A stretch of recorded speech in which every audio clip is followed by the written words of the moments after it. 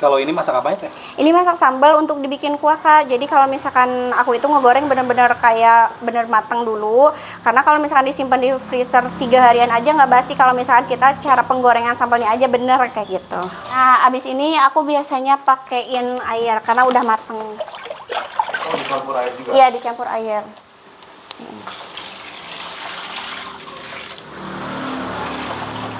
Kalau ini dimasak lagi sampai benar? Iya, dimasak lagi.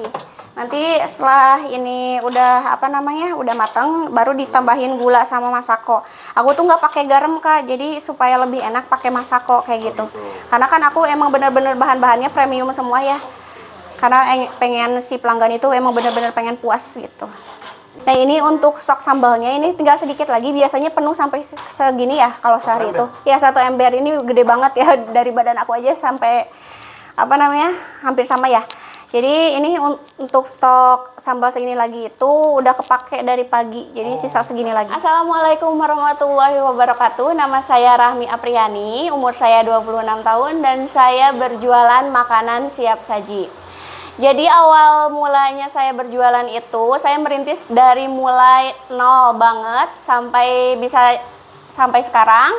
Nah, pertamanya itu saya kuliah sambil kerja. Pertama saya belum buka kedai. Terus ada kepikiran buka kedai rembai itu, makanan siap saji, terutama seblak. Pertamanya seblaknya itu hanya bakso goreng dan cireng aja. Modal awalnya 20.000. Terus 20.000 itu dibeliin kayak rempah-rempahnya. Terus kayak bakso goreng yang diiris kayak gitu, terus disatuin. Terus kayak enak ya. Terus besoknya mulai jualan dengan harga 20.000 itu bisa jadi uang 200.000. Pertamanya belum buka kedai, masih di dapur bapak numpang. Iya. Jualannya ke siapa? Dijualnya ke teman terdekat dulu, teman kampus, teman kerja juga. Nah, sengaja kan kalau misalkan aku itu jadi strategi marketingnya itu enggak jual ke orang yang di kampung dulu, maksudnya yang sekampung sama aku ya. Jadi aku masarinnya ke orang jauh dulu, dari mulai orang Sukaraja, Cicurug. Nah, jadi kan semakin orang jauh tahu, semakin cepat juga ya channel untuk orang itu bisa tahu gitu kayak usaha kita apa kayak gitu. Nah, dari mulai orang terjauh baru yang dekat-dekat kayak gitu. Apa yang mendorong kami kok pengen sambil jualan gitu? Pertama ya karena iseng-iseng itu. Jadi aku tuh sebenarnya nggak ada niatan jualan dan nggak ada hobi masak juga ya. Malah pertamanya aku nggak pinter masak, Kak. Awalnya itu bikin nasi goreng aja malah pakai air. Kirain aku kan nasi goreng itu minyak kayak itu ya, ngegorengnya pakai minyak. Nah, kirain aku yang basahnya itu pakai air, taunya kan bukan ya minyak. Tapi dengan seiring berjalannya waktu jualan malah jadi bisa gitu masak.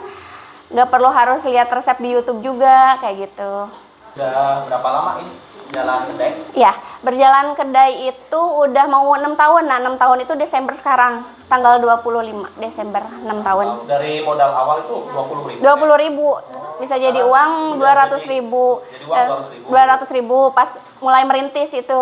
Iya. Diputerin lagi gitu. Diputerin lagi terus-terusan, terus sampai sebulan ya, gak dijajanin. Jadi si keuntungan sama uang modal itu dipisahkan ya. Nah, si keuntungan itu aku nggak sama sekali dijajanin, tapi aku itu langsung dikasih sama orang tua. Mungkin berkahnya dari situ ya. Iya. Kalau sekarang dihitung-hitung per bulan itu bisa sampai 30 atau 40 jutaan kalau sebulan omset. Iya. Udah ada berapa orang yang kerja, Pak? Ada 6 orang karyawan di sini. Ada cewek itu 4, cowok 2. Nah, aku tuh pernah ada kiriman ke daerah Cicurug. Ya, ke Iskalton kayak gitu. Yang kerja di Iskalton, tapi aku memberanikan diri. Jadi kayak masuk aja, bukan untuk check-in, tapi untuk nawar-nawarin ke karyawannya yang ada di Iskalton. Katanya aku jualan seblak nih gini-gini, mau coba nggak? Akhirnya kan besoknya dia pada beli kan, mana banyak lagi kayak gitu, alhamdulillah. Jadi modal nekat sama modal wanter.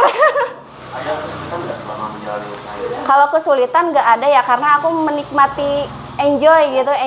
Jadi kalau misalkan disebut masalah ya masalah banyak ya. Kalau dalam usaha itu masalah banyak, bahkan lebih menurut aku kalau misalkan kerja sama usaha itu bebannya lebih gede, tanggung jawabnya lebih gede yang usaha. Iya, tapi dari situ aku coba enjoy aja sih. Jadi alhamdulillah berjalan dengan lancar. Apa harapan Teteh tentang usahanya ini? Harapan aku tentang untuk usaha kedai Rembai ini pengen lebih baik dan pengen pengen lebih berkembang juga, punya banyak cabang di mana-mana. Terutama pengen lebih banyak membuka lapangan pekerjaan. Ya, seperti itu. Apa sih yang bikin kamu semangat? Yang bikin aku semangat itu orang tua sih. Ya orang tua, karena kan orang tua itu udah lumayan tua ya. Udah lumayan tua, bukan udah lumayan tapi emang udah tua gitu. Jadi aku tuh tiap hari itu overthinking, kepikiran terus kayak gini. Gimana caranya mumpung si bapak masih ada dan aku juga masih sehat, kan aku nggak tahu ya kalau umur mungkin aku duluan atau si bapak duluan ya, gimana caranya bisa membahagiakan orang tua secepat mungkin, kayak gitu sih yang bikin aku semangat tiap hari. Kalau misalkan namanya manusia ya, kalau misalkan tiap hari itu nggak tiap hari semangat, tapi gimana caranya biar aku tuh semangat kayak gitu. Jadi aku tuh nyari cara sendiri untuk bahagia, untuk semangat setiap harinya kayak gitu. Selama perjalanan hidup kami pernah Iya. nggak ngerasa paling down gitu atau di bawah? Pernah pas kalau lagi down banget itu kalau mikirin mama, karena kan aku orang tua udah meninggal ya, mama udah meninggal, aku ditinggalin mama itu kelas 6 SD. Kadang kalau misalkan aku ngerasa capek kerja, capek jualan terutama ya, capek jualan itu kayak ngerasa orang lain mah kalau misalkan capek itu bisa cerita ke mamahnya, sedangkan aku mah harus ditelan sendiri, harus bisa nguatin diri sendiri kayak gitu. Kalau orang lain kan masih disebut kalau kata Sundanya mah aya pamuntang gitu ya. Kalau aku mah harus bener-bener sendiri gitu. Iya. Sedangkan aku kan kalau misalkan cerita semuanya sampai keluh kesah aku ke bapak, kasihan juga kan ya, orang tua mah cepet sakit ya. Kalau banyak pikiran sedikit aja cepet sakit. Jadi ya udahlah. Mumpung aku masih muda juga kan, jadi nggak apa-apa lah ditelan sendiri aja. Lagian aku juga mampu kok gitu ngeberesin masalah apapun itu sendiri gitu. Kecuali kalau misalkan aku emang berat-berat banget, aku pasti ceritanya ke kakak yang cowok gitu. Nah, kami menurut Pak Ami sendiri untuk menjalankan suatu usaha itu kita harus bagaimana? Terutama harus sabar sih ya, karena kan kita tuh sabar menghadapi pelanggan terutama ya. Karena kan pelanggan itu berbeda-beda ya, ada yang emang maaf-maaf ya, ada yang bawel kayak gitu kan ya, ada juga yang baik, yang pengertian.